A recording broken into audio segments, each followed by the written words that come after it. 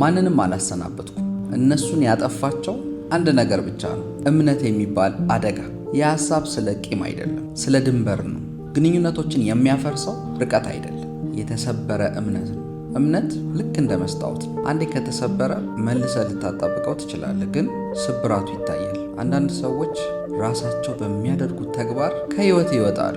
ውሸት፣ ክህደት፣ ተደጋጋሚ ጥፋት፣ እነዚህ ናቸው ግንኙነትን የሚያጠፉት። አስተዋይ ሰው ግን ሁሉንም ሰው ለማስደሰት ራሱን አይሰው። አክብሮት በሌለበት ቦታ ሰላሙን ይመርጣል። እምነት በሞተበት ቦታ በግድ ግንኙነትን አያቆይም።